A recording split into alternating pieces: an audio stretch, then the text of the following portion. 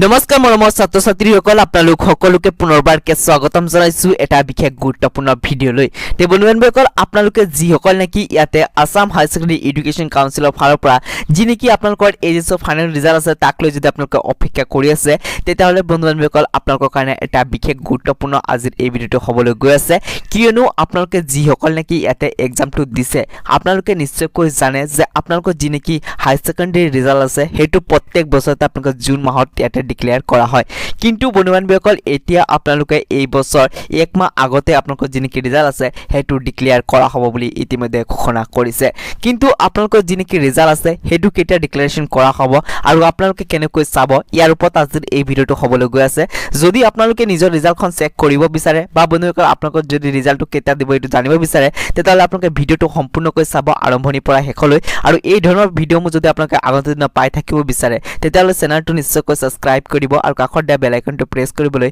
নাপাহৰিব আগবনগল ভিডিঅ'টো আৰম্ভ কৰো তেছা বন্ধুসকল প্ৰথমতে আপোনালোকক জনাই থওঁ যে ইতিমধ্যে বহুকেইটা সংবাদ মাধ্যমক বা হোৱাটছআপক ফেচবুকত সকলোতে কিছুমান নটিচ ভাইৰেল হৈ আছে বা কিছুমান ইয়াতে নিউজ পেপাৰো ভাইৰেল হৈ আছে য'ত নেকি কোৱা হৈছে যে আপোনালোকৰ যি নেকি ৰিজাল্ট আছে হেতু ইমান ডেটত মুকলি কৰা হ'ব বুলি কৈছে কিন্তু বন্ধুবান্ধৱীসকল এটা কথা আপোনালোকক জনাই থওঁ সেই নটিচ কেইটা যেহেতু ফেক হয় আৰু যি কেইটা নিউজ পেপাৰত এই মুকলি কৰিছে হেতু কিন্তু ফেক হয় এটা চাক বন্ধুবান্ধৱীসকল এইটো এটা ওয়েবসাইট আছে ইয়াতে উল্লেখ কৰিছে যে আপোনালোকৰ যি নেকি আসাম হাই সেকেন্ডাৰী যি নেকি ৰিজাল্ট আছে হেতু বন্ধুবান্ধৱীসকল মে মাহৰ প্ৰথম সপ্তাহত ঘোষণা কৰিব কিন্তু আপোনালোকে জানে যে আমাৰ শিক্ষামন্ত্ৰী ছাৰে যেহেতু কৈছিল যে আপোনালোকৰ যি নেকি ৰিজাল্ট আছে হেতু 5 মেৰ আগতে ঘোষণা কৰিব বুলি কিন্তু বন্ধুসকল ইতিমধ্যে আপোনালোকৰ যেহেতু ৰিজাল্ট ঘোষণা কৰা হোৱা নাই ইয়াৰ পিছতে কাউন্সিলৰ ফালৰ পৰা এটা নটিচ আহিছে য'ত নেকি কোৱা হৈছে যে আপোনালোকৰ যি নেকি ৰিজাল্ট আছে হেতু 10 মেৰ ভিতৰতে ঘোষণা কৰা হ'ব তে বন্ধুসকল আপোনালোকে যেহেতু ইয়াতে ভাবি আছে যে আজি ৰিজাল্টখন মুকলি হ'ব নেকি বা